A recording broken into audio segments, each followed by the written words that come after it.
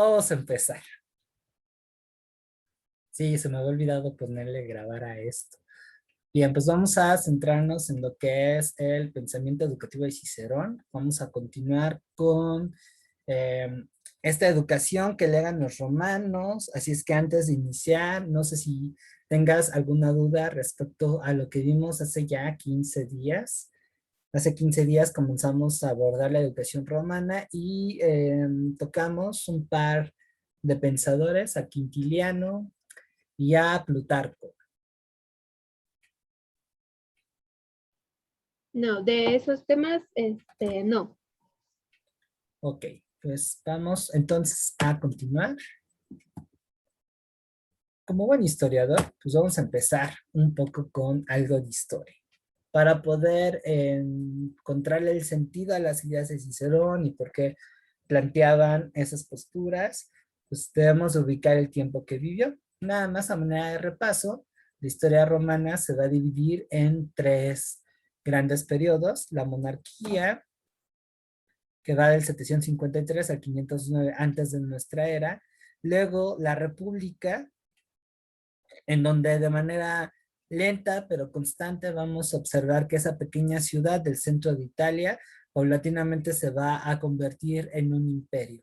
Aquí también Roma va a empezar a tener un contacto más constante con otras cosmovisiones y pueblos que habitaban en el mar Mediterráneo. Y lo que la va a empezar a volver una potencia cosmopolita que agarra de chile, mole y pozole para formar su propia identidad son las guerras púnicas. ¿Sale? La expansión que va a tener por el Mediterráneo pues va a originar una serie de cambios que va a llevar a que Roma se vuelva un imperio. Y entonces, de pasar a ser una república en donde tenemos un senado que más o menos va a ir gobernando esa entidad, ahora pasamos a un gobierno centralizado bajo la figura del emperador. ¿Sale? Es fascinante la historia de Roma, ahí te la recomiendo. La época histórica en la cual vive Cicerón va a ser al final de la República, un periodo en el que las estructuras que habían mantenido a Roma comienzan a transformarse, comienzan a surgir generales que a partir del éxito en las campañas militares detentan un poco más de poder. También hay un crecimiento económico que es curioso, este excedente de riqueza que llega a Roma, sí le permite tener un periodo de grandeza, pero al mismo tiempo empieza a generar problemáticas como la corrupción. Ahora, el contacto que van a tener con los griegos y eh, el paulatino consolidación de lo que es Roma culturalmente hablando, en términos singulares y propios, también genera un conflicto. Conflicto que desde la cultura está permeada por todos los cambios sociales que en aquella época están dándose. Uno de los primeros cambios es la revuelta de los Gracos. Los Gracos son dos hermanos que van a presionar por una serie de reformas que generan igualdad política entre todos los romanos. Y aquí pues tenemos que ver que la sociedad romana estaba muy jerarquizada. Los patricios que eran los nobles, los finurris, y la plebe que eran los pueblos, ¿no? Pero ya para ese entonces, la plebe había empezado a tener una mayor presencia, pero carecía de derechos. Entonces la revuelta de los gracos van en pos de una mayor justicia social, que acabó muy mal, por cierto. Y bueno, más adelante tenemos la mayor guerra en contra de los esclavos que enfrentó Roma en toda su historia, que va a involucrar aquí a uno de los gladiadores más famosos de la historia, Espartaco. Todo esto, te digo, va a ir acompañado también de guerras civiles que van a ir enfrentando a las diversas facciones de la élite romana y el surgimiento de figuras que paulatinamente van a empezar a concentrar el poder, como Julio César. Entonces, esto deja muchas preguntas. Hay grupos que piensan que la esencia de Roma, que les había dado el éxito comenzaba a perderse por influencia de otras culturas, principalmente las griegas, ¿no? Por otra parte, van a haber otros personajes que dicen, no, o sea, tenemos que aprender de ellos. Ellos representan la cima de lo más chic en cuanto a intelectualidad. Entonces debemos de adoptarlos. O sea, para cuando llega Cicerón y un poco conectándonos con la clase anterior, Roma no solamente está teniendo una discusión muy fuerte en el plano político, cambios en lo económico y en lo social, sino también en cuanto a, pues, qué chingado soy, ¿no? Como que el hecho de expandirse genera un montón de retos desde lo cultural y por supuesto que desde lo educativo, ¿sale? Entonces es en ese mundo en el cual va a vivir Cicerón.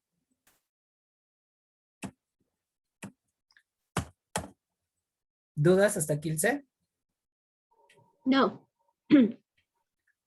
Ahora, en el plano de lo que es la educación romana y a manera de antecedentes al pensamiento educativo de nuestro querido personaje, pues vamos a ver que lo que va a regir no solamente la educación, sino en particular toda la vida privada y pública del pueblo romano, va a ser su afinidad al derecho. Es decir, ellos van a ser una civilización que debe estar muy, muy centrada. Lástima que todavía no ha llegado Elba, sino con esto, con su participación que se hubiera enriquecido más este punto.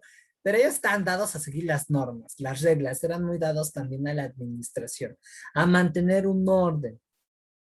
¿Sale? Entonces, en ese sentido, instituciones como el Mos Maiorum y el Pater Familias, pues van a ser importantísimos, porque aquí todavía no hay una educación pública como tal. Entonces, en la familia y particularmente en el padre, es en donde se va a recargar todo el peso del educativo. Sí, más adelante van a haber profesores particulares o esclavos especializados en eso, pero eso ya sería como algo complementario, eso ya sería criterio del ideal educativo que tiene el padre. Por eso te digo, la cultura va a ser muy importante. Y por supuesto las 12 tablas de la ley, que es uno de los tantos documentos jurídicos que va a regir la vida de los romanos. ¿Sale? ¿Dudas hasta aquí?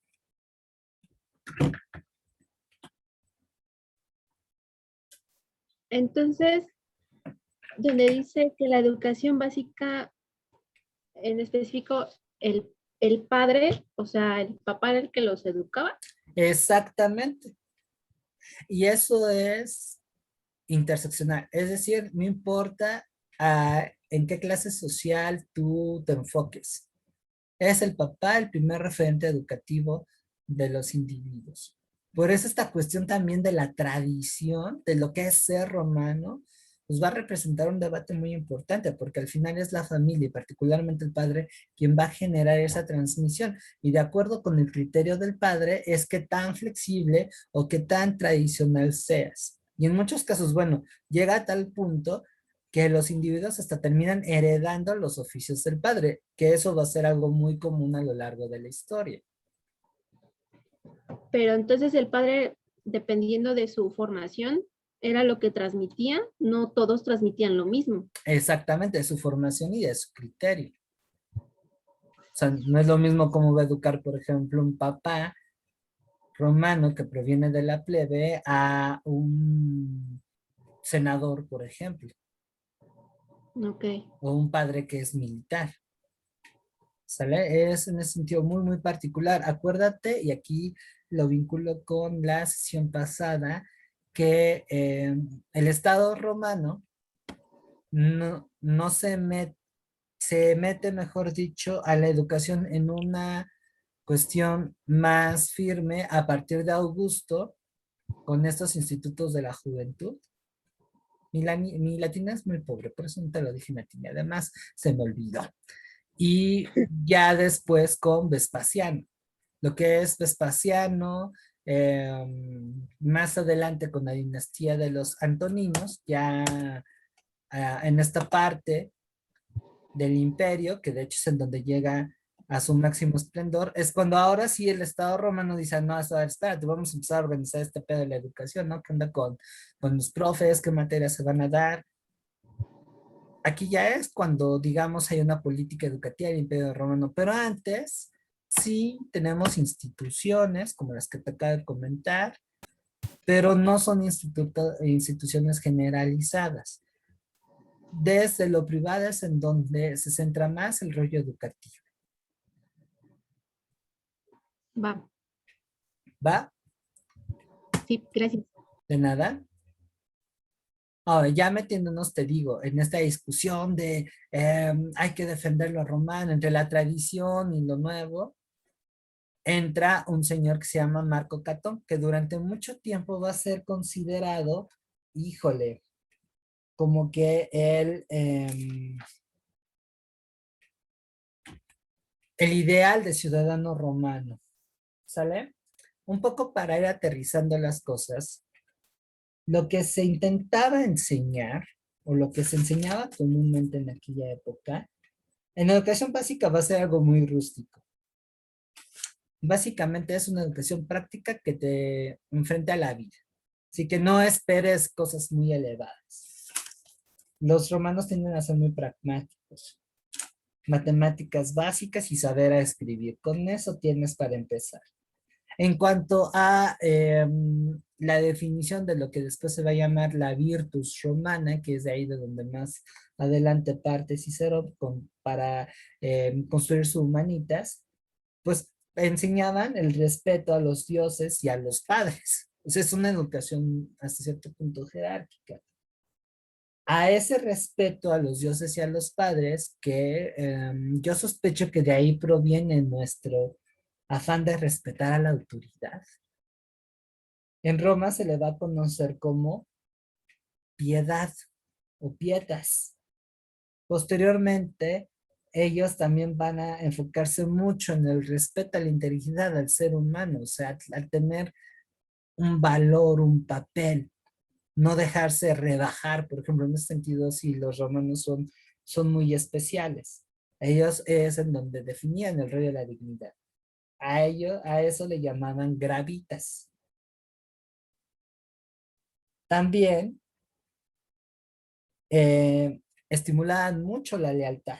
De hecho, hay casos hermosos dentro de la historia romana en donde se exalta esta parte de la lealtad, de que, bueno, si a mí me capturaron y el pueblo enemigo me pidieron que hiciera X y cosa, voy y lo hago, pero regreso, porque no voy a traicionar, ¿no? Porque ante todo está esta parte que el romano es valiente y de palabra. Y eso va a integrar también lo que ellos llaman virilidad, que no es otra cosa que el valor militar. ¿Sale? Así es que otra vez aquí también aparece el respeto a la ley. Todo eso era encarnado por este señor, Marco Porcio Catón, quien va a ser también no solamente un modelo de ciudadano romano, es decir, una persona que tiene todas las virtudes que te acabo de comentar, sino que podríamos asumirlo como uno de los primeros teóricos de la educación romana, como un pensador de la educación. ¿Sale? Que además el cuate va a escribir de todo. Va a escribir sobre historia, agricultura, consejos. O sea, él era un influencer antes de ser un influencer. Y bueno, todo esto va a chocar o va a ser expresado como una resistencia a la influencia cultural de los griegos. Tradicionalmente y de manera muy popular se asume que no hay mucha diferencia entre griegos y romanos, o que más bien los romanos copiaron y pegaron la cultura de los griegos y la adaptaron. Y aquí ya estamos viendo que no es así, que los romanos tienen muchas cuestiones propias y que con el paso del tiempo, a medida que este pueblo fue conquistando más territorios y su cosmovisión se vuelve más compleja, pues ahí es cuando entra la influencia y los aportes que toman de otras culturas, pero no dejan de ser ellos mismos. ¿Sale? No es como lo que comúnmente se piensa. ¿Sale? Sí, Ahora, vientos. Ahora un poquito para meternos más a Cicerón, también el hecho de que es un pueblo muy dado a las leyes, los foros, las discusiones, los debates, bla, bla, bla, bla, la oratoria y la elocuencia, que eso es algo que va a ponderar muchísimo Cicerón. ¿Sale? ¿Dudas hasta aquí? No. Vientos huracanados. Ahora, ya entrando en una figura central de esta clase, pues vamos a ver quién chingados es Cicerón. Bueno, Cicerón va a ser hijo de una familia que pertenecía a la clase de los equites. O sea que estamos hablando de un grupo que pertenece al sector medio de la sociedad. Como todo buen ciudadano romano, después de hacer su servicio militar, que ese sí siempre es entre los 18 y los 20 años, su cuate salió medio humanista. Yo creo que si hubiera sido mexicano, le había entrado a la UAR. Él va a estudiar filosofía, derecho y retórica, o sea que va a tener esta habilidad para convencer a la gente. Va a estudiar para ser abogado, que por cierto va a ser muy famoso. Cicerón no solamente va a destacar como pensador o como filósofo o como político, sino también, y de hecho es, digamos, su primera conquista a la fama, ¿no? Por ahí comienza a llegar a la fama. Era muy buen abogado. Ahora, como el cuate era muy curioso y reconocía que le faltaba mucho por aprender, y además teniendo dinero, yo haría lo mismo, va a agarrar sus chivas y durante 2 años va a viajar al oriente para complementar su información, perdón, su formación. Ahí es en donde va a tener contacto con la filosofía griega, en especial con los estoicos. No estoy seguro, y aquí extraña a Pavel porque me sacaría de dudas, no estoy seguro si Cicerón era un estoico como tal, pero sí va a tener la influencia de esa escuela, ¿sale? Y bueno, como es típico con este tipo de casos, va a escribir muchos libros, ¿sale? ¿Algunas dudas, preguntas, algo que te haya llamado la atención respecto a Cicerón? No, hasta ahorita no. ¿No? Bien.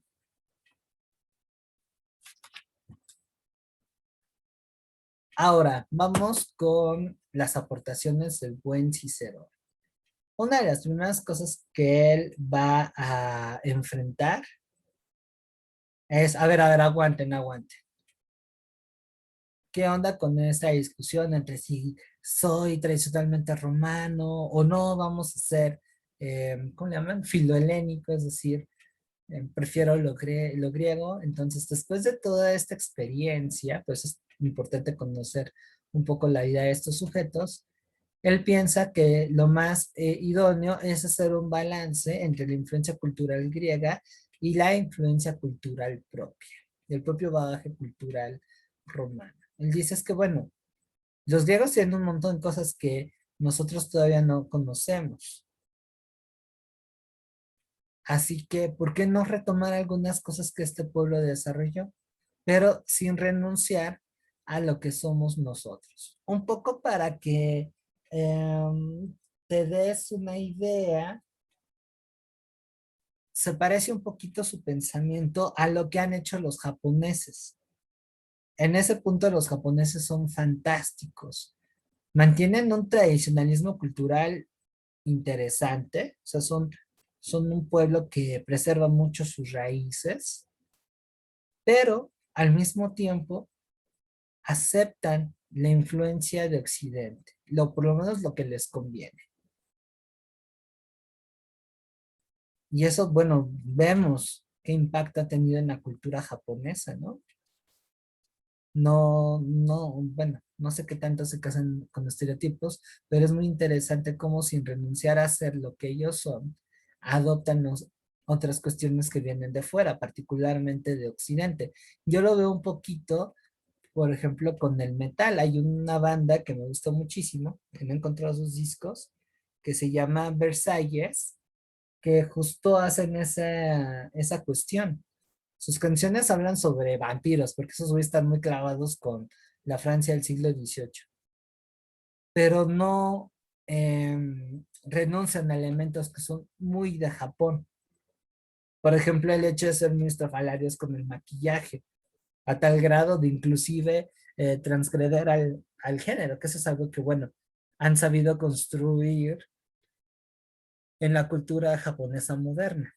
¿Sale? Más o menos, te digo, salvando sus distancias, es lo que plantea Cicerón. ¿Sale? Otra es, sí, sí, sí, Por adelante. Sí. ejemplo, lo que dices de que bueno, que tomaba como que lo mejor de lo que se iba encontrando, ¿no? Como los japoneses, Ajá. es igual como los japoneses, ay, es que no sé si vaya por ahí, pero los japoneses son como muy respetuosos, ¿no? No nada Ujú, más hacia con ellos, sino hacia su entorno. Y por eso es que son tan disciplinados. ujú. Sí, sí, y eso es algo que también tienen los romanos. Van a ser muy disciplinados. No de gratis llegaron a crear uno de los ejércitos más importantes y más exitosos que ha habido en la historia. Y sí, justamente, estás en lo correcto, estás en lo correcto. Y eso es lo que llegaba a plantear Cicerón. ¿Sale? Ahora, eso no quiere decir que adoptara todo lo griego. O sea, había un criterio de selección. Y eso se ve, por ejemplo, con las costumbres sexuales griegas que se vinculaba a, a la educación. Por ejemplo, los griegos tendían a que la educación física se hiciera desnudos. Ellos no tenían ningún tipo de tabús. Decían, ay, si en el gimnasio se me antoja mi compa, pues me lo doy en un área, no hay bronca. Los griegos eran un poquito más abiertos en cuanto a la sexualidad, cosa que los romanos no. De hecho, los romanos fueron los primeros en, pues vamos a ponerles un taparrabos, ¿no? Es más, por esa cuestión del desnudo, en el caso de Cicerón, Cicerón rechazaba la educación física. Otra cuestión es, por ejemplo, lo de los efebos.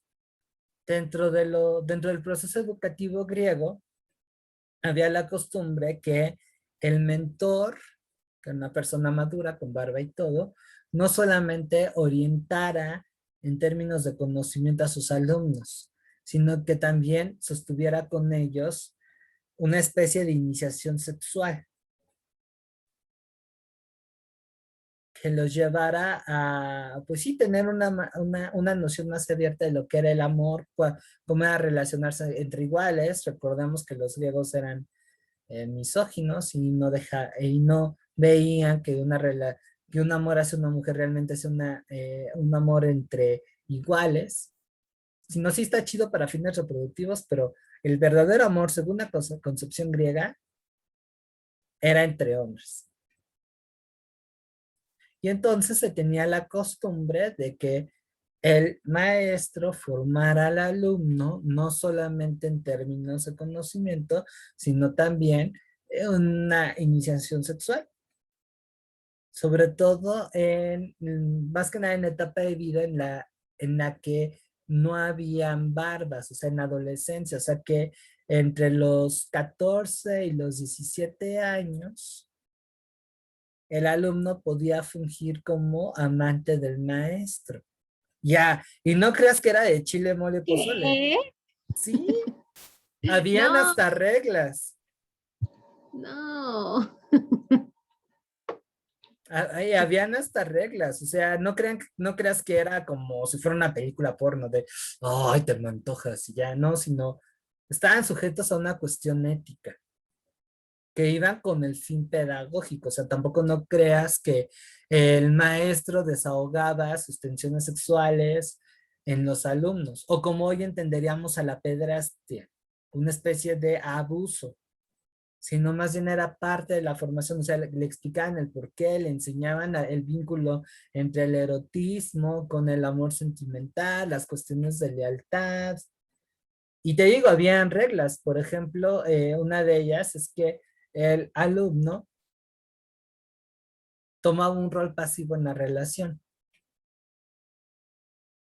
Pero ese tipo Ay, de, mira, qué, pero ese qué tipo cosa. de tratos se terminaba cuando el chamaco ya presentaba signos de madurez.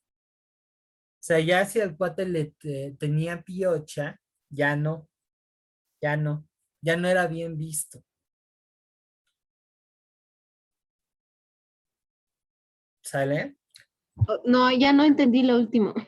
O sea que, por ejemplo, esta tenía un límite, tenía un lapso de tiempo, por así decirlo. Cuando el alumno ya eh, se observaba físicamente, por así decirlo, que ya era todo un hombre, en ese momento ya no se podía tener ese tipo de vínculo erótico, porque además se pensaba que para esa edad el educando ya era un hombre integral. No sé si ahí ya me di a entender. Sí, ¿Sale? A no ser que el vínculo sexoafectivo del mentor y el alumno diera otro plano, pero incluso era mal visto. Digamos que hay cambiado el enfoque. Para citar un ejemplo, me parece que Sócrates tuvo como amante a un alumno suyo, pero aquí ya la cuestión es diferente porque los dos querían. Y además, este alumno que era Critias ya era un hombre hecho y derecho cuando fue alumno de Sócrates. Pero Sócrates le gustaba a Critias y Critias a Sócrates. Entonces eran amantes. Pero te digo, eso ya va hacia otra línea. En el caso que te contaba en un principio, era parte de su proceso formativo. Y eso es algo que Cicerón no estaba de acuerdo. Contra lo que se piense, en la época de la República Romana, los romanos eran bien moralinos. Ya este rollo de los excesos y no sé qué desbarajuste que nos dejaron los medios de comunicación y particularmente películas como Calígula, que si no la has visto, pela desde el punto de vista eh, de estudiante de historia, resulta muy, muy, muy interesante, pero ya no la la he laxitud, visto. ¿mandé? No la he visto. Yo no la considero porno. Está protagonizada por el güey que hizo La Naranja Mecánica. Y la idea no era hacer una peli porno, pero como hay un conjunto de escenas explícitas, pero además en donde el director plasmó bastante bien pues, toda la locura de este emperador, muchos piensan y así la catalogan como una película pornográfica. Y creo que ahí hubo una cuestión con quien publicó la película que el mismo director hizo, ay, yo no la hice de esa manera y por eso, digamos, negó la paternidad. Pero en Calígula, y ya bajo esa época, es cuando los romanos pierden esta laxitud, perdón, mm, este respeto, ¿no? Este pudor a la sexualidad. Todavía en la época en la que Cicerón crece, se mantiene ese pudor y él mismo es eh, simpatizante de que sí está chido el cuerpo, pero pues no, tampoco, no hay que caer en excesos. Y eso, por ejemplo, es una cuestión que le reclamaban a los griegos, es que son afeminados porque son muy dulces. ¿Sale? Es toda una cosa muy interesante esto de la sexualidad en la antigüedad, particularmente en Grecia y Roma. Pero no, no son los únicos, también los egipcios tienen cosas divertidas.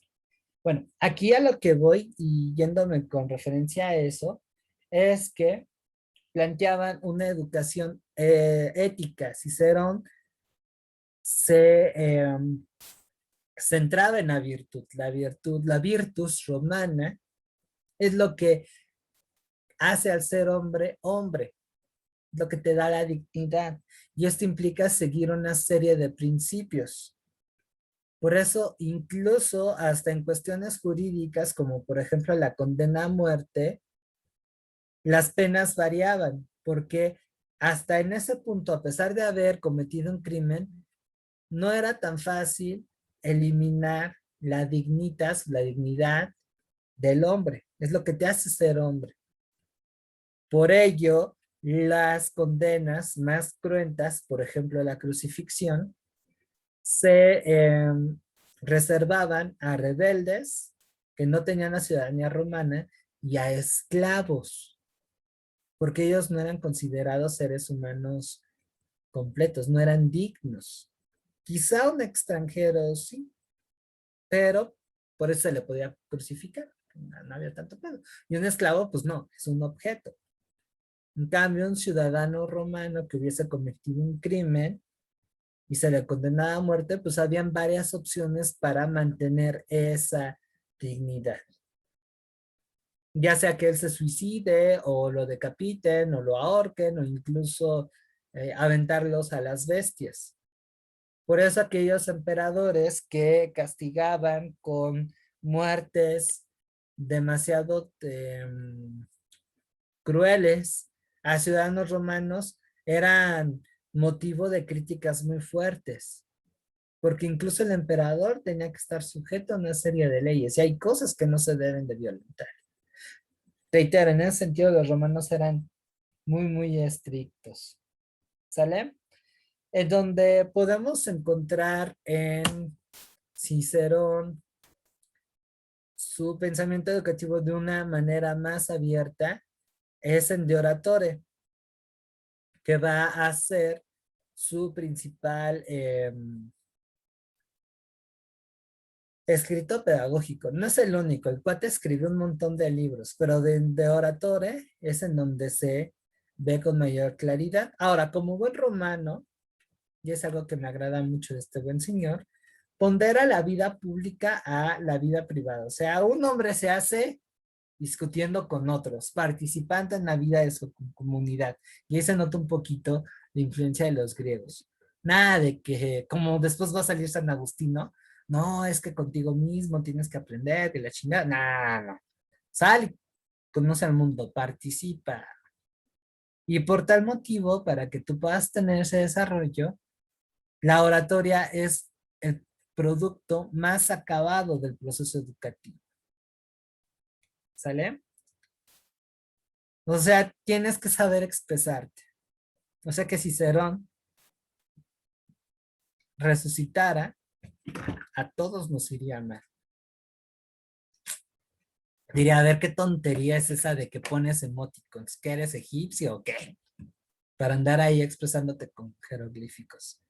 ¿Qué es TQM? ¿Acaso eres un esclavo que no tiene la capacidad de expresar una palabra completa y escribirla?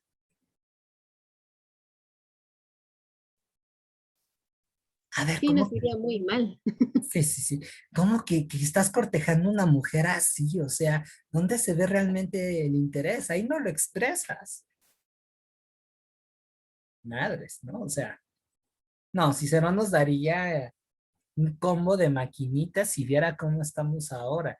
No, se muere si ve a quienes hemos tenido como presidentes. A ver, ¿qué es eso que un magistrado diga chachalaca? No, no, no, no, no. No, no, no, no, no. Ahora, en cuanto a estudios educativos, vamos a ver que Cicerón lo divide en tres partes. La primera de ellas es la educación elemental, que empataría con la básica. Ya, digamos, en un plano que va del fin de la niñez a casi la adolescencia, entraría la educación general. Creo que aquí sí coincide con lo que hemos visto con Platón y Aristóteles. O sea, hay un estadio básico, que al mismo tiempo es selectivo, y después viene una educación más general que te permite adquirir una serie de herramientas para volverte un buen orador. O sea que cuando hablamos de un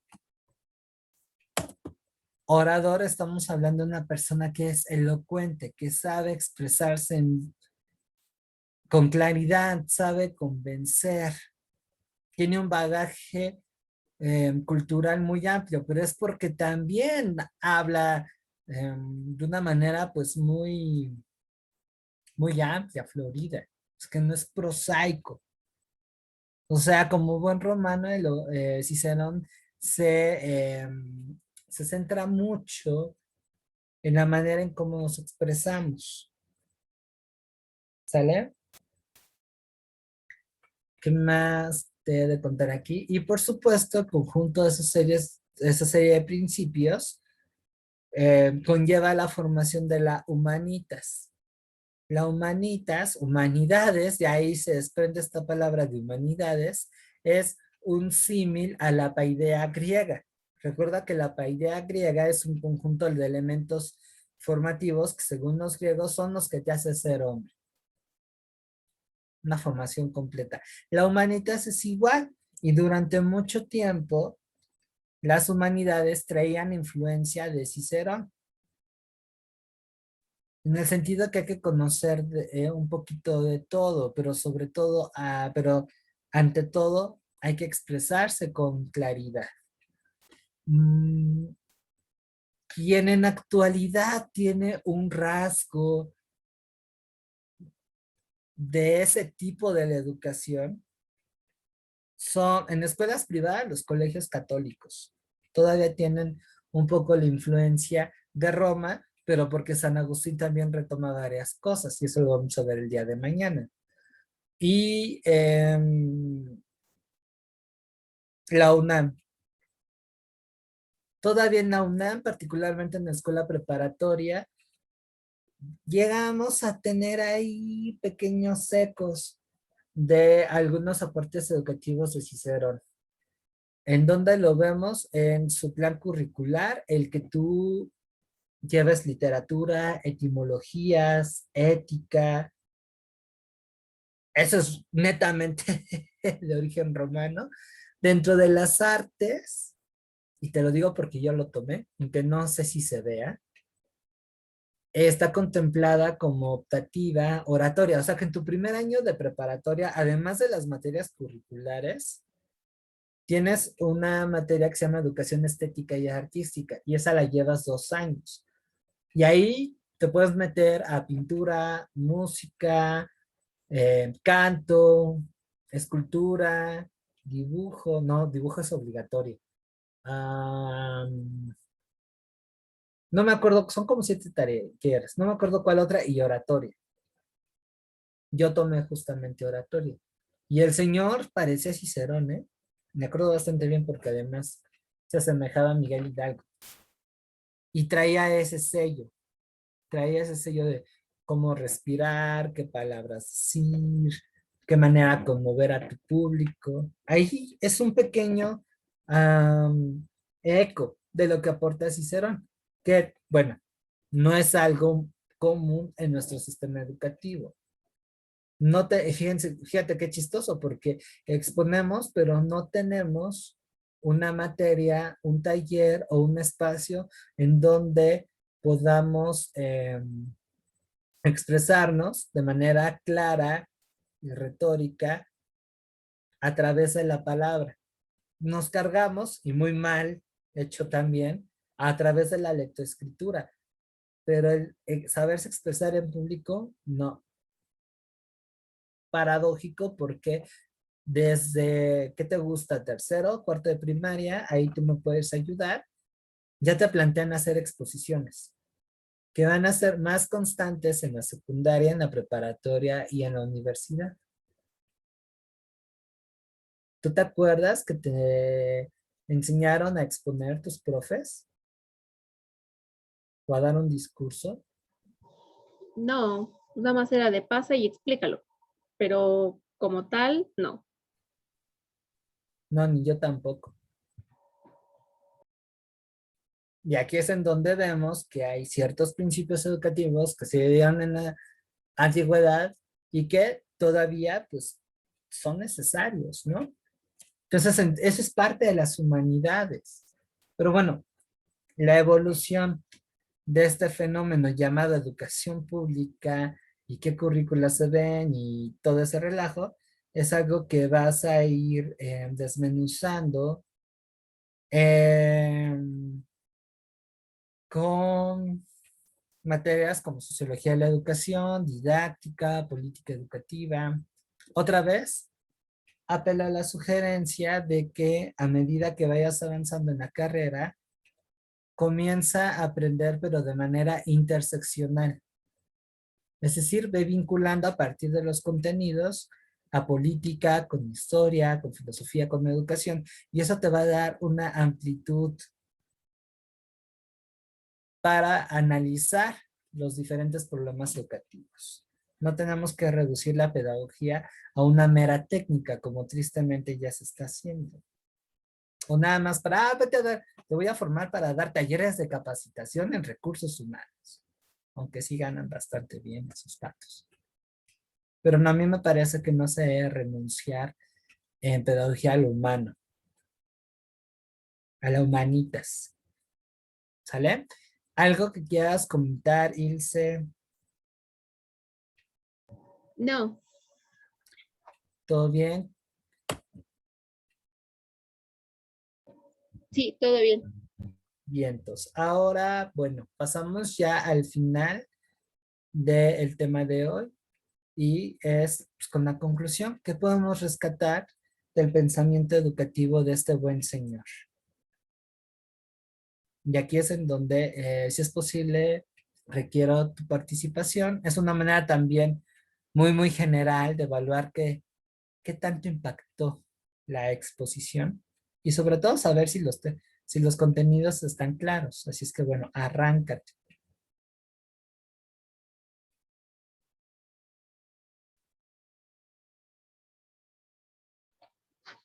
Yo,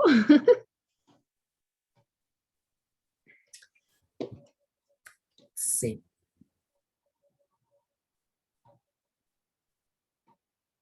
am, del pensamiento educativo de Cicerón.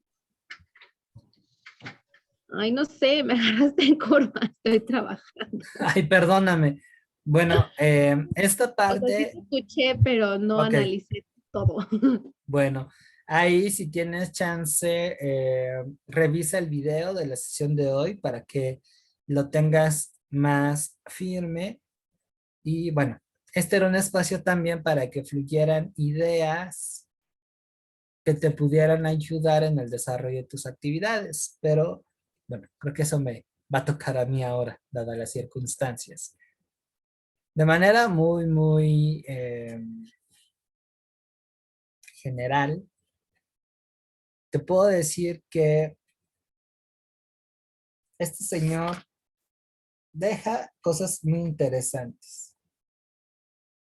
La primera de ellas es que debemos partir hacia obtener un balance entre lo que es propio de nuestra comunidad, culturalmente hablando, porque eso al final se conecta con identidad, con aquellas cosas que provienen del exterior que me pueden enriquecer. Creo que esa es una de las cuestiones más importantes que deja Cicero.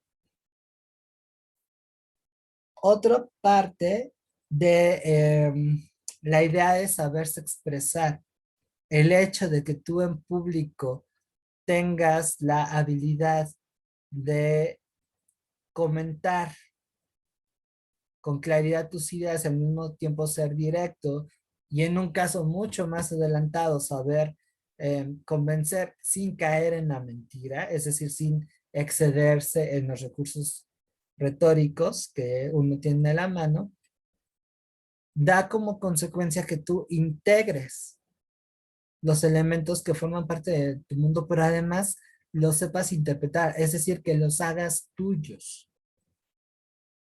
¿Sale? Ahí Cicerón también nos deja algo importante, ¿sale?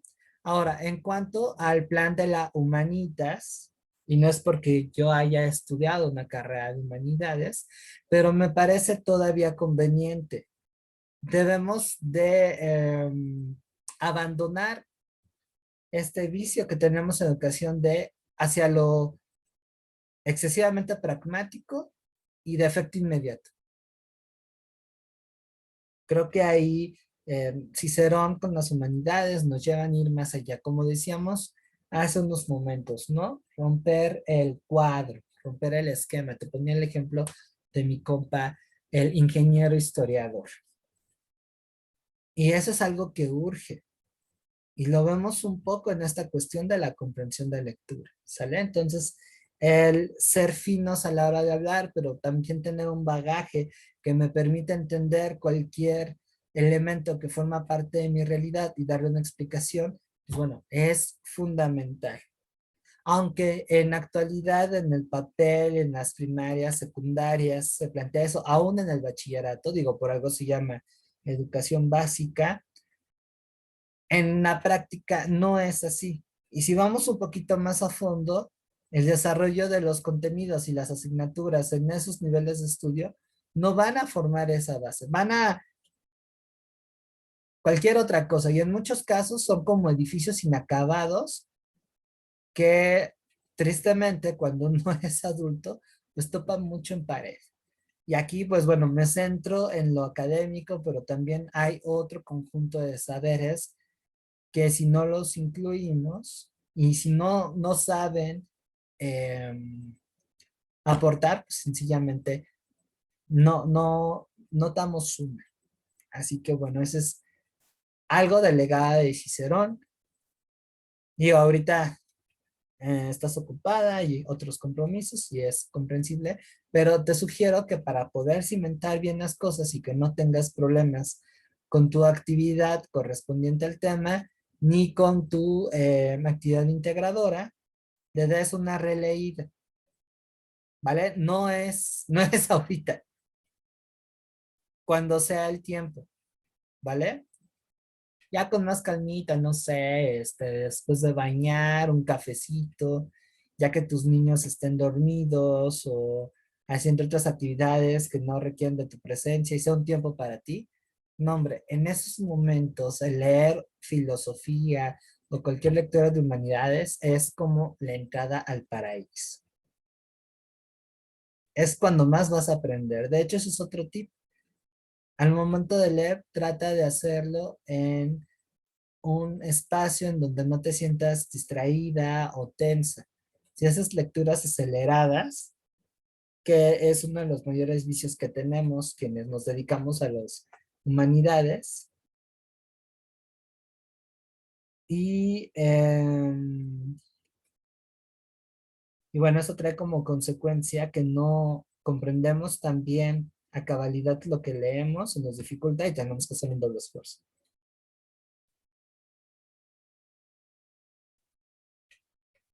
¿Sale? Pero no se me rinda. Sí,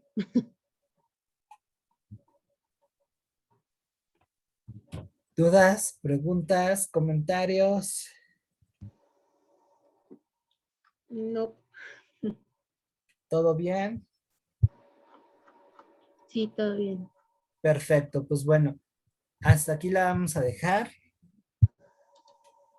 Ponte busa caperuza con lo que les vaya a aportar Pavel. Conéctalo con lo que hoy vimos. Mañana nos vemos a las 9, ahora sí. Sí, Vamos. ahora. Ya no más sesiones especiales. De Ay, hecho, sí, ¿verdad? ni me operaron hoy. ¿Cómo crees? Y lo que pasa es que se complicaron las cosas acá en casa y tuve que pausar ese proceso. Es que tengo una fractura de un diente, me van a hacer una endodoncia y otra intervención. Por eso estoy hablando bien. Si no, yo estuviera como Rocky Balboa al cuarto round. Pero pues no se pudo porque tuvo por ahí un caso COVID, entonces vamos a estar encerrados. ¿Cómo crees? Ujú. un ratón. Entonces se va a pausar, aunque no sé qué vaya a suceder conmigo, porque si dejo demasiado esto, pues se va a complicar y al rato voy a tener una bolota acá tipo jorobado de Notre Dame. Sí, de hecho. Y Ay, duele. ya quita la, ¿cómo se llama? La grabación. Ah, sí, cierto.